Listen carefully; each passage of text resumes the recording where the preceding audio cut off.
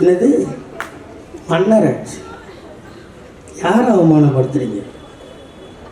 போட்டான்ல, சேப்பாக்கம் திருவல்லிக்கேணி தொகுதியில் 70,000 வாக்கு வித்தியாசத்தில் வெற்றி பெற்ற எங்கள் சின்னவரை நீ கேவலப்படுத்தல, அந்த வாக்காளரை கேவலப்படுத்துற. அங்கே போய் நின்று பாரு, வர தேர்தலில் 26 என்ன வரவெல்லாம் என்னடா இது? இது என்ன மிட்டாய் கிடையாது. ஒருத்தன் கிளம்பலாம் அப்படிதான். 2021 ஐ எம் கம்மிங், நிற்கிறோம், அடிக்கிறோம், நேராக போய் உட்காந்துக்கிறோம். இப்போ ஒருத்தர் சொல்லுங்க, இங்கே கூட விஜயோட ரசிகர்கள் இருக்கலாம். எண்ணெய் கழுவி ஊற்றுவதை விட, எண்ணெய் வலதளத்தில் திட்டுவதை விட உன் தலைவன் என்ன பேசினான்? யாரை பார்த்து யார் பேசுவது? உன் வயது என் தலைவனின் அரசியல் அனுபவம். அவரை பேசலாமா? ஊழலாட்சி என்று சொல்லலாமா? குடும்ப அரசியல் என்று சொல்லலாமா? இப்படித்தான் காலம் பூரா சொல்றீங்க. என் வாயும் நாரி போகுது, என் தொண்டையும் காஞ்சி போகுது. ஆண்மை இருந்தா புள்ள பிறகுதுடா, அதுக்கு நாங்க என்ன பண்ண முடியும்? கோயிலுக்கு உள்ள போனீங்கன்னா வெள்ளியில சின்ன மணி இருக்கும், 3 தட்டு, அதை ஆற்றவா ஆகும். இது எவனாவது கேட்டானா? எவனும் கேட்கல. தாத்தா கலைஞர் கேட்டா, ஏன்டா நீ மட்டும் ஆட்டணும்?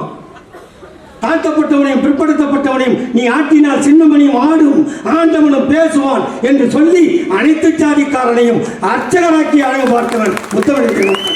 யாருக்கு வாக்களித்தால் இந்த நாடு நன்றாக இருக்கும்? நம்மை சுரண்ட பார்க்கிறான் பிஜேபி. இந்த தமிழ்நாட்டில் இருக்கின்ற வளங்களை சுரண்டி கொண்டு போய் வடநாட்டில் வைக்க பார்க்கிறான். அவனுக்கு இடம் கொடுக்க போகிறோமா? அது உணர்த்துகிறான் அந்த நாம் தமிழரா. ஐயோ, 1 நம்பர் பிராடு சொல்கிறாங்க. அரசியல் மேடைக்கு வந்துட்டு நான் வந்து கராத்தேக்கு போனேன், பிளாக் பெல்ட்டு பச்சை பெல்ட்டெல்லாம் சுற்றி சுற்றி செத்தனாங்க. நான் அப்படியே டமாஞ்சி ஓடினேன். எல்லாரும் பயந்து ஓடுறாங்க. திரும்பி விட்டேன் ஒன்று. நீ ராஜா எங்கே இருக்கிறீங்க வாயன்? ஏண்டா அரசியல் மேடை, இதில் வந்து பிளாக் பெல்ட்டு கருப்பு பெல்ட்லாம் தேவையில்லை. எங்கள் அண்ணன் தளபதி ஒரு 65 கிலோ கூட கம்மியாக. சமுதாயம் இதற்கெல்லாம் மேலாய் உடன்பிறப்பே என்று அழைத்து விட்டால் உயிரையும் தருவதற்கு தயாராகியிருக்கின்ற டாக்டர் கலைஞரின் அன்பு உடன்பிறப்புகளே, உங்கள் அனைவருக்கும் என் என்னவெனும் நான் எடுத்து வண்ணமலர் பூக்களை வார்த்தை என வருத்தி முதற்க நன்றி எனும் மாலைதனை சூட்டுகிறேன். நன்றி என்று அண்ணன் உதயநிதி அவர்களுக்கு பிறந்த நாளை கொண்டாடுகிறோம். இதே அதிமுகவாக இருந்தால் இந்நேரம் ரெக்கார்ட் டான்ஸ் நடந்திருக்கும், ஐட்டம்லாம் வந்து ஆடி இருக்கும். நீங்களும் மார்கழி மாதத்தில் நம்பு போன மாதிரி இது மாதிரி உட்காந்து இருக்க மாட்டீங்க.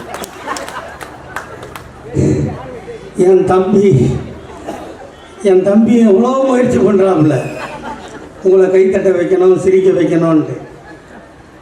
அவனோட முயற்சி பலன் அடிச்சுதான் இல்லையான்னு எனக்கு தெரியாது, அவருக்கு தான் தெரியும். மார்கழி மாதத்தில் இவ்வளோ நம்பு போயிடக்கூடாது. இது திமுக மேடை. சாதாரணமாக ஒரு பட்டாசு கொளுத்துனா புஷ்ஷுன்னு போகுதுன்னு வச்சுக்க, அது திமுககாரன் கொளுத்துனா டமால்னு வெடிக்கும். அதான் திமுக, அதான் கலைஞர், அதான் அண்ணன் கலைஞர். சரி, இப்போ சிட்டி பாபு கூட நடத்துகிறாரு. இங்கே என்ன வச்சிருக்காரு? என்னப்பா ஹாட் பாக்ஸ் என்ன பண்ணோம்? சூடாக வச்சுக்கணும், ஆறி போகாமல் பார்த்துக்கும். அப்போ அவர் என்ன சொல்ல வர்றாரு? அதுக்கு தான் நான் அவர் பேரை சொன்னேன். தளபதியின் உயிரை காத்த சிட்டி பாபுன்னு சொன்னேன். என்னென்னவோ கொடுத்துருக்கலாம்ல, மிக்சி கொடுத்துருக்கலாம், கிரைண்டர் கொடுத்துருக்கலாம், வாஷிங் மிஷின் கொடுத்துருக்கலாம், டிவி கொடுத்துருக்கலாம், என்ன வேணால் கொடுத்துருக்கலாம். ஆனால் ஹாட் பாக்ஸ் கொடுக்குறாருன்னா ஏன் சொல்லு? இந்த நிர்வாகிகளுக்கு பின்னாடி இருக்காங்கல்ல தாய்மார்கள், அவங்க தேர்தல் வந்து ஒரு 4 வருஷம் ஆனால் ஆறி போயிடுறாங்க. அவங்க 2026 வரைக்கும் ஆறாமல் இருக்கிறதுக்கு தான் இந்த ஹாட் பாக்ஸை சிட்டி பாபு செலக்ட் பண்ணியிருக்கேன். இதுதான் திமுக காரனோட சிறப்பு. கொடுக்கறது கூட ஒரு காரணத்தோடு கொடுக்க தெரிஞ்சவன் திமுக காரன். தம்பி பேச வந்தார். என் தம்பி டெக்ஸின். நல்லா தான் பேசுகிறீங்க. நீங்கள் அறிவுரை சொன்ன மாதிரி நீங்கள் என்ன தம்பி படிச்சிருக்கீங்க? எம்பிஏ. நான் பக்கத்தில் கூட போக பாதி. நான் கார்பரேஷன் ஸ்கூல் இல்லை வீட்டு பக்கத்தில், அதில் சாம்பார் சோறு வாங்கி துண்டு 6வது படிச்சுட்டு அப்புறம் தமிழ்நாடு தேட்டர்னு ஒன்று இருக்குது செண்டார்பேட்டில், சரிங்களா? அந்த தேட்டர் பக்கத்தில் எஸ்எஸ்எல்சி வரைக்கும் படிச்சுட்டு அந்த தேட்டரில் ஓடுற படம் எங்கள் ஸ்கூலில் கேட்கும். அப்போ அவன் என்ன பண்ணுவான், அந்த படத்தை ஓடணுன்னு படம் 100 நாள் ஓடனா ஸ்கூலில் வந்து புக்கு கொடுப்போம். அதில் ஃபஸ்ட் ப்ரைஸ் செகண்ட் ப்ரைஸ் வாங்கின பசங்களுக்கு. அந்த புக்கை வாங்கணுன்றதுக்காக நான் ராத்திரிலாம் காடை வழக்கு புகையில் உட்காந்து படித்து ஃபஸ்ட் ப்ரைஸ் வாங்கி அந்த நோட்டை வாங்கி படித்தவன். நான் தயாராக காலேஜுக்கு போனேன். பியூசி போகலாம், எப்படியாவது டாக்டர் ஆகிடலாம் அப்படின்னு நான் எடுத்த குரூப் என்ன தெரியுமா? Natural science, physics, chemistry. அது டாக்டர் குரூப்பு. போய் 6 மாதம் ஆகல, தவளை கோட்டான ஆப்ரேஷன் பண்ணால் ஆயுதம் வாங்கிட்டான். எங்கள் அப்பன் தகரக்காரன், ராவானா தெருக்கூத்தாடி, வண்ணாரப்பட்ட மார்க்கெட்டில் கடை. நான் எங்கடா தம்பி எம்சிஏ படிக்கிறது, எம்பிஏ படிக்கிறது, அதோடு எல்லாத்தையும் கீழே போட்டு 8ஆம் கிளாஸில் இந்த விரல் போச்சு. ராத்திரியில் வேலை, பகலில் படிப்பு. +1 11வது படிக்கும்போது இந்த விரல் போச்சு. இங்கே ஆரம்பித்து பாதம் வரைக்கும் கத்திப்படாத இடம் ஒரு இடம் இல்லை. நீ தேடி கண்டுபிடிச்சி சொன்னால் உனக்கு 1 லட்ச ரூபா பரிசு கூட. இது ஏன்னா நான் படிக்கும்போது எங்கள் தாத்தா கலைஞர் சிஎம் ஆகலடா, நீ படிக்கும்போது எங்கள் தாத்தா கலைஞர் சிஎம் இருந்தார், நீ படித்த. அப்போ இல்லை, ஆனால் நீ படித்த நான் படிக்கல. ஆனால் நான் பெற்ற 2 பசங்களை எங்கள் தாத்தா தயவுனால டபுள் டிகிரி படிக்க வச்சா ஆம்பளை இந்த மேடையில் நிற்கிறேன். உதயநிதி அண்ணன் இங்கே பேசும்போது தலைமை செயற்குழு உறுப்பினர்னு நினைக்கிறேன். 1000 லைட்டு தேர்தலில் 96ல் இந்த தொகுதியில் கால்படாத இடம் இல்லாத தேர்தல் வேலை பார்த்தாரு. அன்றிலிருந்து அவர் தேர்தல் பயணம் ஆரம்பிச்சுன்னு சொன்னீங்களா? சொன்னீங்க. நீங்கள் தலைமை செயற்குழு, என்னை விட கண்டிப்பாக வயசு கூட தான் இருப்பீங்க, பொய் கூட சொல்லக்கூடாது. எனக்கு 66. அதே தான். அப்போ ஈக்குவல் அப்போ அட்ஜஸ்ட் பண்ணி பேசிக்கலாம். நான் என்ன சொல்கிறேன், நீங்கள் தலைமை செயற்குழு பெரிய பொறுப்பு, அது புரியுதா? 96ல் தான் வந்தார்னு எப்படி சொன்னீங்க?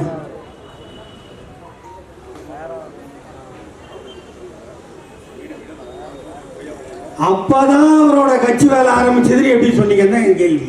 அவர் வந்தார் எனக்கு கூட தான் தெரியும்.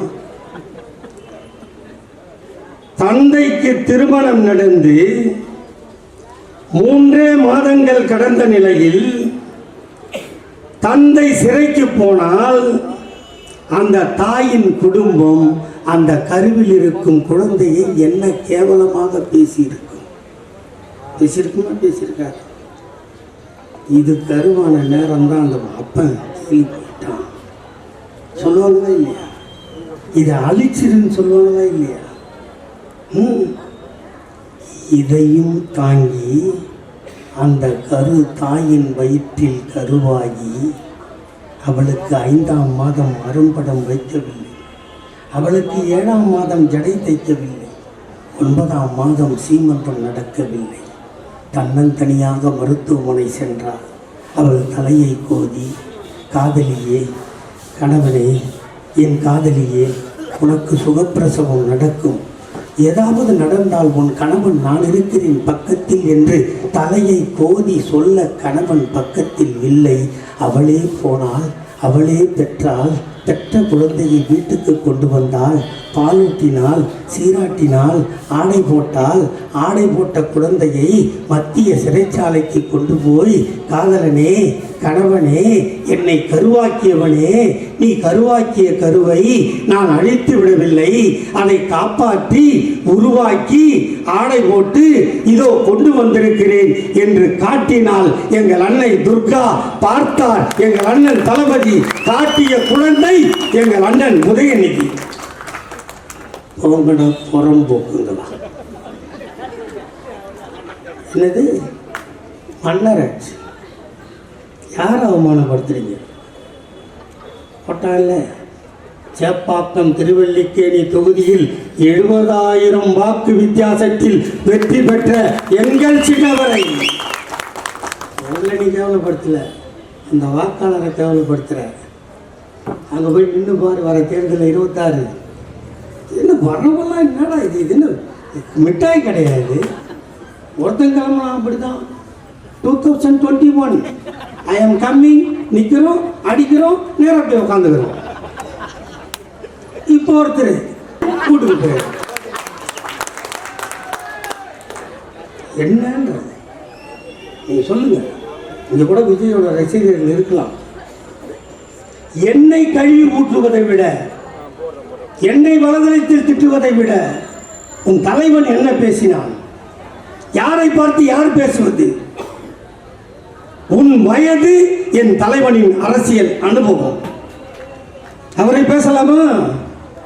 ஊழலாட்சி என்று சொல்லலாமா? குடும்ப அரசியல் என்று சொல்லலாமா? இப்படித்தான்டா காலம் பூரா சொல்றீங்க. என் வாயும் நாடி போகுது, என் தொண்டையும் காஞ்சி போகுது. ஆண்மை இருந்தா புள்ள பிறக்குதுடா, அதுக்கு நாங்க என்ன பண்ண முடியும்? இல்லாதவங்க வா, இதுக்கு முன்னாடி அது வழி இல்லை, நீ பிரைவேட் ஆஸ்பத்திரியில் தான் போகணும். இப்போ எங்கன்னா மாசு ஒன்று கருத்தரிப்பு மையமும் கவர்மெண்ட்லேயே தடுத்துட்டோம். நான் வா, அதில் டெஸ்ட் எடு, உனக்கு கருவாகலன்னா மாசு ஒன்று கேட்டு என்னன்னு பார்க்குறேன். இருக்கிறவனை பார்த்து என்ன வயிற்றுல வச்சுக்கிறீங்க? 75 ஆண்டு காலம் அவன் திருமணம் முடிந்து பொண்டாட்டியை தனியாக விட்டுட்டு ஓராண்டு காலம் மிசா சிறையில் இருந்து அரசியல் பயணத்தை தொடங்கி படிப்படியாக முன்னேறி பாடம் படித்து ஒரு பிள்ளையை எப்படி எல்கேஜியில் ஆரம்பித்து +2 வரை கல்வி கற்பானோ அதை போல் படித்து கல்லூரிக்கு போய் 5 ஆண்டுகள் படிப்பை எப்படி முடிப்பானோ அப்படியெல்லாம் முடித்து ஒரு தரமான அரசியல்வாதியை எங்கள் தாத்தா கலைஞர் உருவாக்கி கொடுத்திருக்கிறார். அவரை போய் சொல்கிறேன். அப்போ நான் சும்மா இருப்பேன்னா? எனக்கு கூட தான் இப்போதைக்கு தொடாதன்னாங்க. தொடாத விடாதெல்லாம் கிடையாது. நம்ம ஜெயிலுக்கு போயிட்டு வந்தால சார், வந்த முன்னே கட்சியில் சேர்த்தாங்கன்னு 4:30 மணிக்கு முறை சொல்லி 5:15 தந்தி வந்து நின்னான் வீட்டு வாசலில்.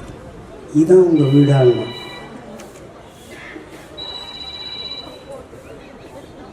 இதான் உங்கள் வீடாங்க. இதாண்டாங்க, வேற எதுவும் இல்லையா? ஒரு வீடையே சமாளிக்கணும். அப்போ அவன் கேட்டான், மறுபடியும் இப்படி பேசுங்க. தலைமையை விமர்சித்தால் தலையே போனாலும் பேசுவான் இந்த சிவாஜி கிருஷ்ணமூர்த்தி. பார்த்துருக்கு. உங்களுக்கு இந்த வாயில் வடை சுட்டு போகிறது இந்த கதைலாம் பிடிக்காது. இதுவரை தமிழ்நாட்டில் எத்தனையோ விளையாட்டுத்துறை அமைச்சர்கள் பார்த்துருக்கீங்க. அவனை யாராவது உங்களுக்கு ஞாபகம் இருக்கா? தெரிஞ்ச ஞாபகம் இருக்கா? ஞாபகம் இருக்குன்னு சொல்லுங்க. ஞாபகம் இருக்கா? இல்லையா? இல்லை. என்ன வேலை அந்த விளையாட்டுத்துறை மந்திரிக்கலாம்? எங்கன்னா போய் கப் அடிச்சுட்டு வந்தால் ஏர்போர்ட்டில் ஒரு சாலில் போடணும் இல்லை? அதான் வேலை. வேறு எந்த வேலையும் செஞ்சதில்லை. எங்கள் அண்ணன் உதயநிதி வந்ததற்கு பின்னால் தான் ஏசியாட் ஒலிம்பிக் போட்டியை நடத்தி காட்டி, செஸ் ஒலிம்பியாட்டை நடத்தி, ஃபார்முலா 4 என்ற கார் பந்தயத்தை ஆசியாவிலேயே நடத்தி காட்டிய ஒரே ஆண்மகன் எங்கள் அண்ணன் உதயநிதி. செஸ் ஒலிம்பியாட் மகாலிபுரத்தில் நடத்தணும். என் தம்பி ஒன்றிய பிரதமர், பாரத பிரதமர். அந்த அளவுக்கு நான் படிக்கலடா தம்பி, என்னால் முடிஞ்சதை நான் பேசிட்டு போகிறேன். பிரதமர் எங்களது விரோதி. ஆனால் அந்த நரேந்திர மோடியை வந்து பாராட்ட வேண்டிய கட்டாயத்தை உருவாக்கி காட்டினான் எங்கள் அண்ணன் உதயநிதி. என்ன பண்ண உங்களுக்கு? என்ன நோவுது? ஆட்சிக்கு வந்தோம், 2021 ஆட்சிக்கு வந்தோம். என் தம்பியோட கேட்டார், நீங்கள்லாம் மறுபடியும் மாடு மேய்க்க அனுப்புவீங்களான்னு. அவங்களாம் மாட்டோன்னு சொன்னாங்க. நீ வட சென்னை பக்கம் வந்து இது மாதிரி கேட்டுறாங்க. சரி, இல்லை உங்களுக்கு கதை என்னன்னு. அதுலேயும் இந்த ரேவு பாசரப்பாடி அதெல்லாம் வந்து உன் பையனை மாடு மேய்க்க அமைச்சேன்னா கலராயிடுவே நீ, அப்படி கழுவிடுவாங்க.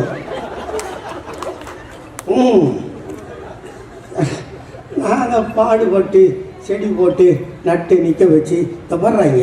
ஒன்றும் சிம்பிள். பட்டசேலர் கூட ஆரம்பித்தார், சனாதனத்தை பற்றி ஆரம்பித்தார். சனாதனம்னா என்னன்னு ஆரம்பித்தார். அது சரியாக ஃபினிஷிங் அடிக்கல. காயின்லாம் போட்டார், ரிட்டர்ன் ஃபாலோ போடல.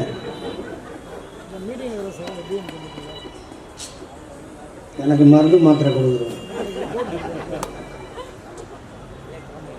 என்ன சிம்பிளாக சொல்லிடுறேன். சனாதனம்னா என்ன? இப்போ இந்த அம்மா இங்கே உட்காந்துக்குது இல்லை, கை கட்டிங்க, இப்படி உட்காரக்கூடாது. வேறு என்ன பண்ணணும்? பாய் இருந்தால் போட்டு உட்காரணும், இல்லை சிமெண்ட் தரையில் உட்காரணும். ஆம்பளை பார்த்தா சேட்டில் உட்காரக்கூடாது. சரி, அப்புறம் என்ன பண்ணணும்? தாலி கட்டிக்கணும், கல்யாணம் பண்ணணும். 3 மாதத்துலேயே அவனுக்கு கேன்சர் வந்து செத்துட்டா மூலையில் உட்காந்துங்க, மறு கல்யாணம் பண்ணக்கூடாது. சரி, அவன் செத்துட்டானே, அதுக்கப்புறம் என்ன பண்ணணும்? இந்த அம்மா உயிரோடு இருக்குது இல்லை, இதை தூக்கி அந்த நெருப்பில் போட்டு கொளுத்தணும். இதுதான்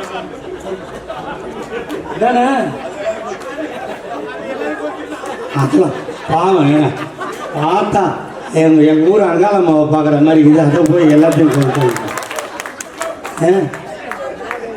நீ இருப்பா, நான் இருக்கிறேன். உனக்கு பெண்களுக்கான ஆட்சி இது. உனக்கு முதலமைச்சரே உன் பக்கம்தான். இப்படி சொன்னாங்கன்னு தெரிஞ்சால் இவங்க மேலே நடவடிக்கை வரும். அந்த கட்சி இது மாதிரி. ஆமாம், இப்போ எவ்வளோ பேர் எங்கள் உட்காந்து எங்கள் தம்பி கேட்டான், நீ ஆஃபீஸுக்கு போகலாம், ஆஃபீஸ் துடைக்க போகலாம், வீட்டு வேலைக்கு போகலாம், சித்தால் வேலைக்கு போகலாம், எல்லா வேலைக்கும் போகலாம், சம்பளம் வரும், வாங்கலாம். அதை யார்கிட்ட கொண்டாந்து கொடுப்பேன்?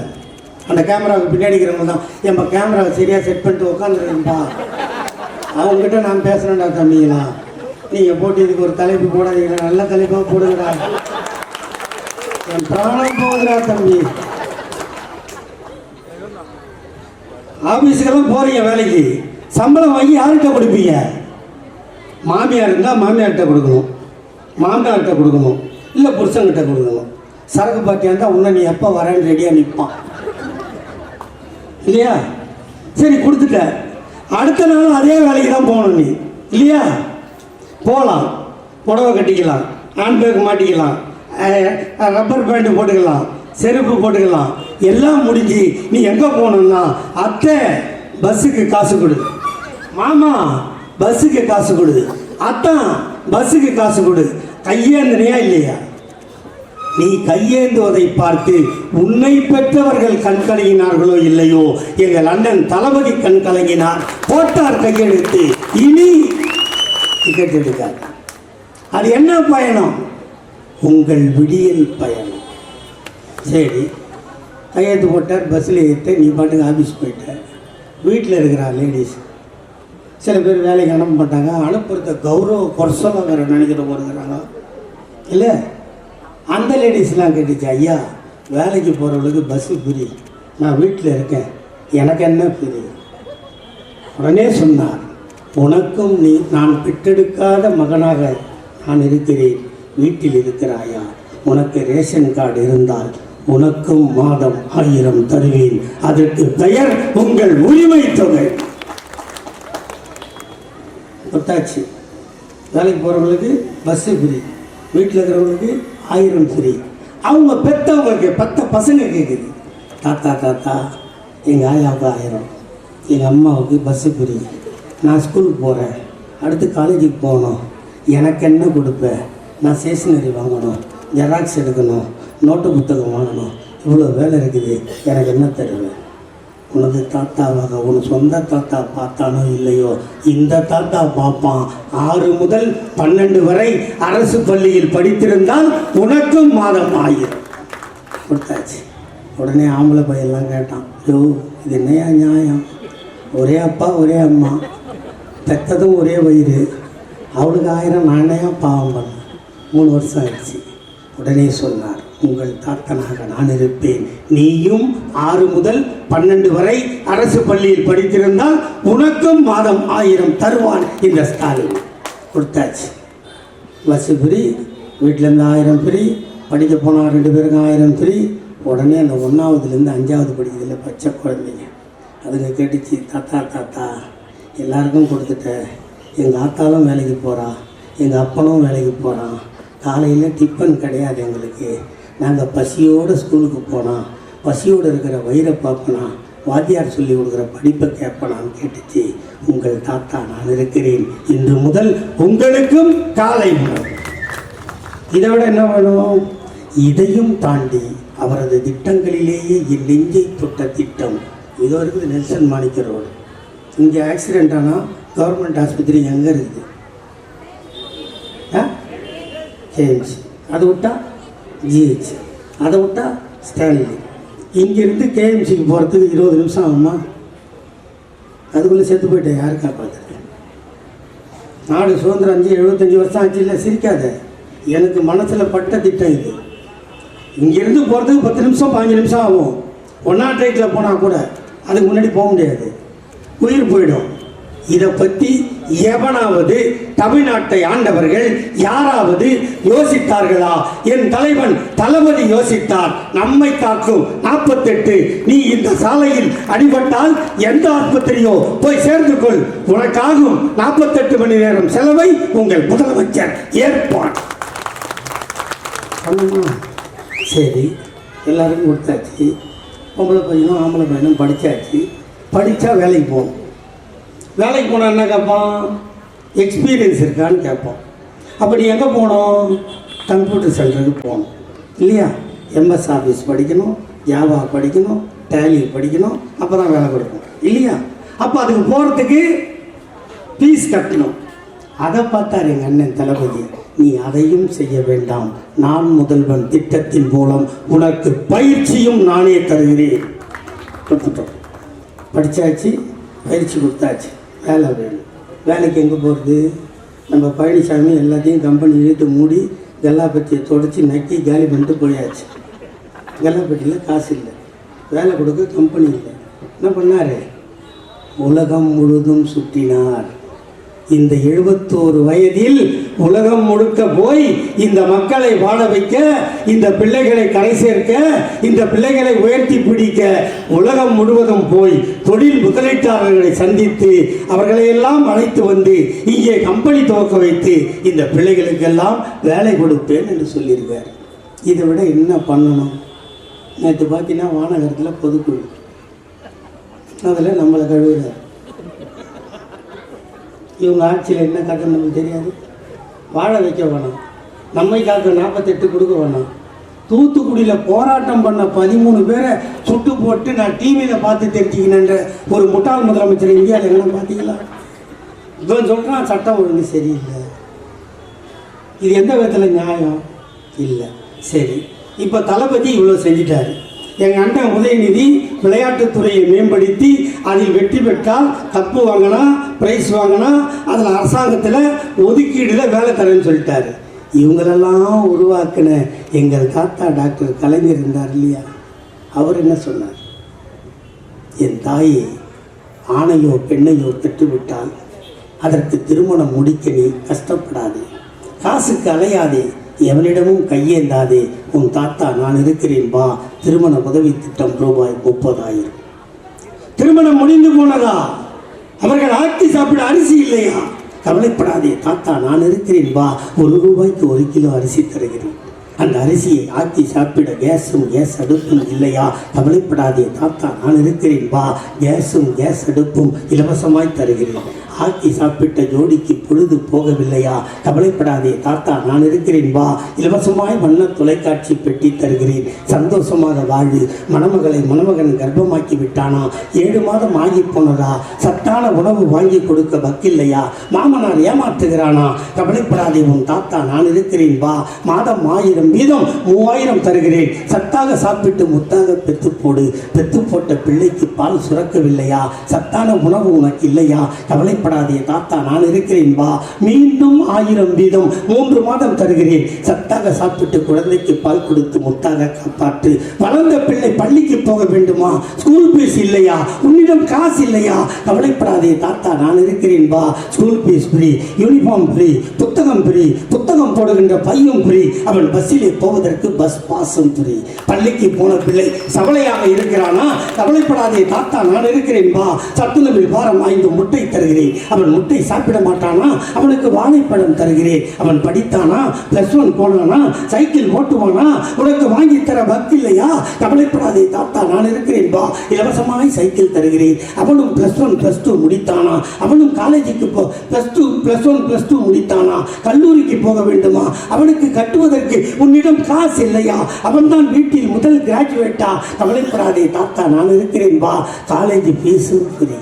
அவனும் படித்தானா, அவனும் காதலித்தானா, அவனுக்கும் கொடுத்து கொண்டிருக்கிறேன். இப்படி பெத்து பெத்து பெத்து வயதாகி போனாயா, நீயும் கவலைப்படாதே தாத்தா நான் இருக்கிறேன் வா, மாதம் 750 ரூபாய் பென்ஷன் தருகிறேன். 58 வயது ஆகி போனதா, இலவசமாய் பஸ் பாஸ் தருகிறேன். பேரனை பார், பேத்தியை பார், சந்தோஷமாக வாழு. காலம் கெட்டு போனதா, நீ சிக்காகி போனாயா, ஆஸ்பத்திரிக்கு போவதற்கு ஆட்டோவிற்கு பணம் இல்லையா, கவலைப்படாதே தாத்தா நான் விட்ட 108 ஆம்புலன்ஸை கூப்பிடு, இலவசமாய் போ. வைத்தியம் பார், வைத்தியன் பணம் கேட்கிறானா, கவலைப்படாதே தாத்தா நான் கொடுத்த கலைஞர் காப்பீட்டு அட்டையை காட்டு, 1 லட்சம் ஃப்ரீ. வைத்தியம் பார், வீட்டுக்கு வா.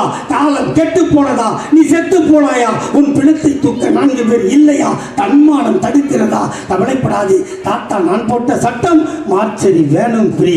பார்த்தாயா, அழுதாயா, ஈ வைக்கிறதா, எறும்பு கடிக்கிறதா, தாத்தா நான் போட்ட சட்டம் ஃப்ரீசர் பாக்ஸும் ஃப்ரீ. பார்த்தாயா, அழுதாயா, சுடுகாடு போனாயா, புதைக்க வேண்டுமா, கொளுத்த வேண்டுமா, தாத்தா நான் போட்ட சட்டம் கொளுத்துவதும் ஃப்ரீ, புதைப்பதும் ஃப்ரீ. வீட்டுக்கு வந்தாயா, டெத் சர்டிஃபிகேட் வேண்டுமா, தாத்தா நான் போட்ட சட்டம் டெத் சர்டிஃபிகேட்டும் ஃப்ரீ, பர்த் சர்டிஃபிகேட்டும் ஃப்ரீ. இப்படி கருவறை முதல் கல்லறை வரை இலவசங்களை வாரி வழங்கிய உலகத்தில் ஒரே முதல்வர் எங்கள் தாத்தா டாக்டர் கலைஞர். இது எதனால வந்துச்சு? அவர் இவ்வளோ கொடுத்தா அவர் பிள்ளை இழக்கிறார், அவர் கல்யாணத்துக்கு பணம் கொடுத்தா நான் படிக்க வச்சு கல்யாணத்துக்கு அவங்கள சம்பாதிச்சு வைக்கிறேன், அவருக்கு ஸ்கூலுக்கு போகிற பிள்ளைங்களுக்கு கொடுத்தா இவர் காலை உணவும் சேர்த்து கொடுக்குறேன். ஏன்? எங்கள் தாத்தா கலைஞரின் ரத்தம் வந்த உடம்பில் ஓடுவதால், அந்த அணுவுக்கு அவர் பிறந்ததால் அது தோன்றுகிறது. இதை சொன்னா இவ்வளவு பண்ணி நாங்கள் வச்சா என் தம்பி அழகாக கேட்டான், அவர்களே இவர்களே நீ ஏன் சொல்லணும்? அதுக்கு விளக்கம் அருமையாக சொன்னான். இது தமிழ் பண்பாடு கலாச்சாரம்லாம் பன்னாடுகளுக்கு தெரியுமாப்பா, சொல்லு. இதெல்லாம் படிப்படியாக வரணும். நீ பார்த்துக்கு எம்சிஏ படிச்சுட்டு எல்கேஜி பையன்கிட்ட போய் கேள்வி கேட்டால் பதில் சொல்ல தெரியுமா? அரசியலில் எல்கேஜி வரணும். இதில் வேடிக்கை என்னன்னா, எவனெல்லாம் திமுகவை எடுக்கிறானோ அவனுக்கெல்லாம் வாழ்வு கொடுத்து வாழ வச்சு அவன் செத்த உடனே அவனுக்கு சமாதி கட்டுற கட்சியா பாவி. இப்படியே பாழா போனோம். நீ லைனாக எடுத்துப்பாரு, ஒன்று திட்டியிருப்பான் போயிருப்பான், மறுபடியும் நம்ம கூடவே சேர்ந்து எம்எல்ஏ எம்பி ஆகிருப்பான். இவர் இவ்வளோ பதவி போட்டுக்கிறாரு சிற்றரசு, அவர் ஒரு எம்எல்ஏ ஆனாரா? இவ்வளோ கத்தி ஜெயிலாக போய் சுற்றிட்டு வரேன், நான் ஒரு எம்சி ஆனேன். இந்த வட்டத்தில் பாரு வந்தவொன்னு கேட்டேன், எங்கள் சிட்டி பாபு ஒரு வட்ட செயலாளர், நீண்ட கால வட்ட செயலாளர் இருந்தாங்க, இவர் தான் கவுன்சிலர். இல்லைங்க காங்கிரஸ் போயிடுச்சு. அது கொடுமை இல்லை, இது திமுகவில் கட்டாய கல்யாணம் மாதிரி. இது என்னன்னா ஒழுங்காக குடும்பம் நடத்தும். அப்பாட்டு காலையிலேருந்து சாப்பாடு போட்டு, மத்தியானம் சாப்பாடு போட்டு, நைட்டு சாப்பாடு போட்டு, தூங்குறது வரைக்கும் வாழைப்பழம் சுடு தண்ணி எல்லாம் கொடுத்து படுக்க வச்சா எட்டி வலிப்பான். ஒரு நாளைக்கு பக்கத்து விட்டு எட்டி பாட்டு வந்துட்டேன்னு வச்சுக்க, ஐயோ ஐயோ ஐயோ ஐயோன்னு தொட்டு பார்த்துப்போம். இந்த கேஸ்லாம் எப்படின்னா, எட்டி வச்சா நான் போன வாரம் கேட்க நேரில் கூட சொன்னேன், என்ன நீங்கள் என்ன கேவலப்படுத்தினாலும் சரி, என்ன பண்ணாலும் சரி, இந்த கட்சி விட்டு போக மாட்டேன். ஏன்? எனக்கு அடுத்த சந்ததி இதெல்லாம் நல்லா வாழணும்னா என்னை தியாகம் பண்ண வேண்டும் என்றால் நான் தயார். அதான் இந்த கட்சி. இவ்வளோ சொன்னல, கருவறை முதல் கல்லறை வரை அதோட விட்டாரா? நம்ம என்ன சொன்னோம்? அதை போகிறான் பாரு நொண்டி, அதை போகிறான் பாரு டப்ஸா, அதை போகிறான் பாரு டப்புக்கு, சொன்னோமா இல்லையா? அவனுக்கு மனசு வலித்ததோ இல்லையோ, எங்கள் தாத்தா கலைஞருக்கு வலித்தது. அவனை கூப்பிட்டு சொன்னார், நீ குருடன் இல்லை, நீ நொண்டி இல்லை, உனக்கென்று ஒரு அழகான பெயரை நான் வைக்கிறேன். இன்று முதல் நீ மாற்றுத்திறனாளி என்று பெயர் வைத்து அவனுக்கும் நலவாரியம் கொடுத்தார். அதை தாண்டி சொன்னான். அதை புறம்பாரு போட்டேன். சொன்னமா இல்லையா? சொன்னமா இல்லையா? அதை புறம்பாரு 9 சொன்னமா இல்லையா? அவனுக்கு வலிக்கவில்லை, எங்கள் தாத்தா கலைஞருக்கு வலித்தது. நீ 9 இல்லை, நீ பொட்டை இல்லை, உனக்கும் ஒரு பெயர் வைக்கிறேன். இன்று முதல் நீ திருநங்கைகள் என்று அழைக்கப்படுவாய், உனக்கும் நலவாரியம் தருவேன். ஒரு காலத்தில் ரயில்வே ஸ்டேஷன் போனீங்கன்னா ஒயிட் பேண்ட்டு ஒயிட் ஷர்ட்டு போட்டு தொப்பி போட்டு குடி ஆட்டுவாங்க ஸ்டேஷன் மாஸ்டர். அவெல்லாம் அவ்வா நம்மால் என்ன பண்ணுவோம் தெரியுமா? அதே ரயில்வே அவனும் அதே தான். அவன் பிளாட்ஃபார்ம் மேலே, நம்ம பிளாட்ஃபார்ம் கீழே. காக்கி அரட்டை வச்சது, பச்சை சிவப்பு கொடி, அதில் ஒரு ஸ்பேனரு, ஒரு சம்மட்டி, பிளக்கெட்டை தட்டுவோம். இது நம்பாங்க. இது எங்கள் தாத்தா கலைஞர் ஆட்சிக்கு வருவதற்கு முன்னால் தாத்தா கலைஞர் சொன்னார், நீ பிளக்கெட்டை தட்ட பிறக்கலடா, நீ ஆட்டினால் கொடியும் ஆடும் ரயிலும் ஓடும் என்று சொல்லி இந்த நாட்டில் பிற்படுத்தப்பட்டவனையும் தாழ்த்தப்பட்டவனையும் சேஷன் மாஸ்டராக்கி அழகு பார்த்தவர் முத்தமிழறிஞர் டாக்டர் கலைஞர். கோர்ட்டுக்கு போனீங்கன்னா கருப்பு கவுன் போட்டு கட்டை சுற்றி வச்சு ஆடன்னு தட்டுவாங்க நீதிபதி. அவெல்லாம் அவ்வா. அதே கோர்ட்டில் சிவப்பு கலர் தொப்பியை போட்டு சைலன்ஸுவாங்க. அது நம்மால். எங்கள் தாத்தா சொன்னார், நீ சைலன்ஸ்னு கத்த பிறக்கலடா, நீ அடித்தா கட்டை சுற்றி அடிக்கும் நீதியும் பேசும் என்று சொல்லி தாழ்த்தப்பட்டவனையும் பிற்படுத்தப்பட்டவனையும் நீதிபதியாக்கி அழகு பார்த்தவர் முத்தமிழறிஞர் டாக்டர் கலைஞர். கோயிலுக்கு போனீங்கன்னா வாசலில் பெரிய நைலான் கயிறில் கட்டி வச்சுருக்கோம் மணி இல்லையா? அந்த மணி ஆட்டுறவன் நம்மவா டங்கு டங்கு டங்குன்னு அடிக்கணும். கோயிலுக்கு உள்ளே போனீங்கன்னா வெள்ளியில் சின்ன மணி இருக்கும், 3 தட்டு, அதை ஆட்டுறவா ஆவா. இது எவனாவது கேட்டானா? எவனும் கேட்கல. தாத்தா கலைஞர் கேட்டார், ஏன்டா நீ மட்டும் ஆட்டணும்? தாழ்த்தப்பட்டவனையும் பிற்படுத்தப்பட்டவனையும் நீ ஆட்டினால் சின்னமணியும் ஆடும், ஆண்டவனும் பேசுவான் என்று சொல்லி அனைத்து சாதிக்காரனையும் அர்ச்சகராக்கி அழகு பார்த்தவன் முத்தமிழ். அவ்வளவு பண்ணி வச்சிருக்கோம், சொல்ல முடியாத பண்ணி வச்சிருக்கோம். எங்களை குடும்ப ஆட்சி, மன்னர் ஆட்சி. அவன் எங்கேருந்து வந்தான்? அந்த ஆதவ அர்ஜுன் அவன் லாட்ரிக்கு பிறந்தாங்க. இப்போ 1 கோடி 2 கோடி பல்கலைக்கழகம், அம்பேத்கருக்கு மணிமண்டபம். ஏன்? அவர் பிறந்த மகாராஷ்டிராவில் கட்ட மறுத்தார்கள் கல்லூரியை, எங்கள் தாத்தா டாக்டர் கலைஞர் கட்டினார். அது புரியாத இந்த ராஸ்கலுக்கு. நாடு மாறி ஊர் மாறி நாடு மாறி மாதிரி நாடு மாறி வந்துட்டு அதை சொன்னா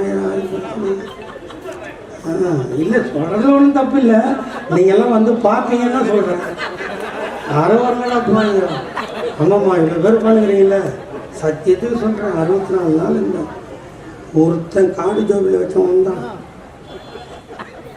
2 பொண்ணு பொண்டாட்டி மரம் பிள்ளை, வேற மூஞ்சி நான் பார்க்கவே இல்லை. ஓடி போயிடுவேன்னு பார்த்தாங்க. விடுவேனா அவங்கள? விடுவேன். இது யார் கட்சி? என் கட்சி, எங்கள் அப்பன் கட்சி, எங்கள் தாத்தன் கட்சி, என் கட்சிரா இது.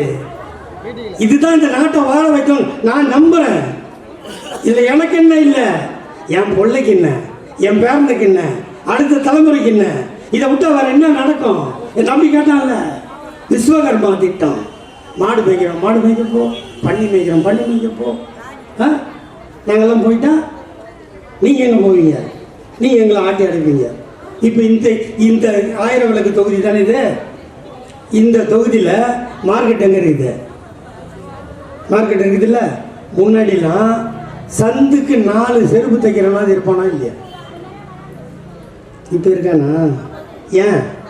அவன் புள்ளெல்லாம் டிகிரி படிச்சுட்டான்.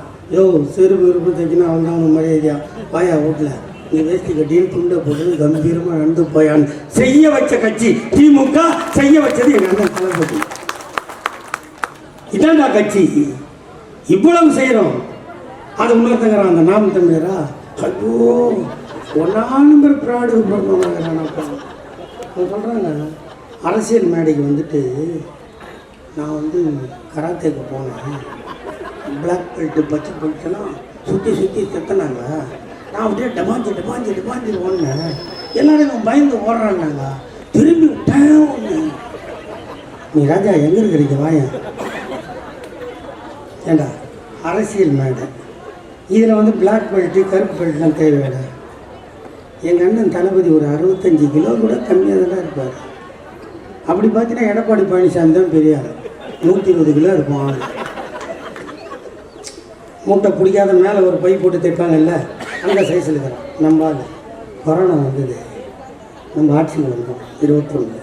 அந்த கொரோனா வரும்போது இந்த நாடு எப்படி இருந்தது? நிற்க நாதி இல்லை, ஆஸ்பத்திரியில் பெட் இல்லை, கேஸ் இல்லை, ஆம்புலன்ஸ் இல்லை, அவஸ்தப்பட்டோம். வந்தோமா, வந்த உடனே புத்தி வேலை செஞ்சது. அந்த புத்தி எந்த புத்தி? தாத்தா கலைஞர் கொடுத்த புத்தி. அது இருந்ததனால் கொரோனாவை ஒழித்தோமா இல்லையா? எடப்பாடி கிட்ட கேட்டோம், ஐயோ ஒரு 5000 ரூபா கூடியா, பாவம் முடியாது, காசு இல்லை சொன்னார். அன்னைக்கு ஆட்சிக்கே வரல. அப்போ சொன்னார், இந்த முத்துவேல் கருணாநிதி ஸ்டாலின் ஆட்சிக்கு வந்தால் நீ கொடுக்க மறுத்த 4000 நான் கொடுப்பேன், ஜூன் மாதம் தருவோம். மே 2000, ஜூன் 2000 கொடுத்தோம். சொன்னால் போதாதுடா, மனசு இருக்கணும் கொடுக்கறதுக்கு. இப்படியெல்லாம் கொடுத்துருக்கிறோம். ஆகவே இங்கே இருக்கின்றேன் தாயை தமிழை உன்னை பார்த்து கேட்கிறேன்.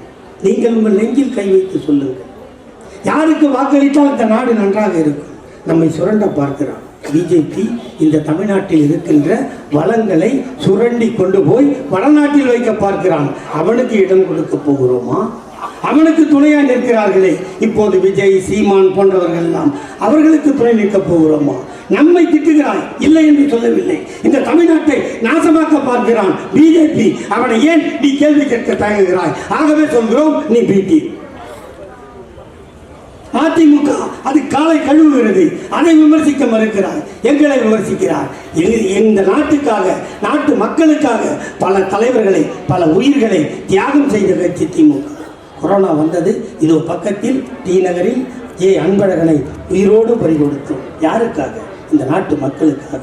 ஆகவே சொல்கிறேன், எங்களை கொடுத்து உங்களை வாழ வைக்க ஒரு கட்சி இந்தியாவில் இருக்கிறது என்றால் அது திராவிட முன்னேற்ற கழகத்தை தவிர வேறு எந்த கட்சியும் இல்லை. ஆகவே காலமாக நீங்களும் உங்கள் சந்ததியும் வாழ வேண்டுமா? வாக்களிப்பீர், உதயசூரியன் வாழ வைப்பீர் தமிழகத்தை. வாய்ப்புக்கு நன்றி. வெல்க தமிழ். வணக்கம். ஏமா எல்லாருக்கும் கண்டிப்பாக ஆட்பேக்கு வரும், நீங்கள் இருக்கிறதுக்கே வரும். உங்களுக்கெல்லாம் கொடுத்த அப்புறம் தான் நான் போவேன். வந்த உடனே கேட்டேன் எவ்வளோ என்ன ஏது எல்லாம் இருக்கும். ஆனால் எட்டுன்னு போகிற ஆட்பேக்கை சூடாக போட்டு வைக்கிற மாதிரி நீங்களும் சூடாக இருங்க.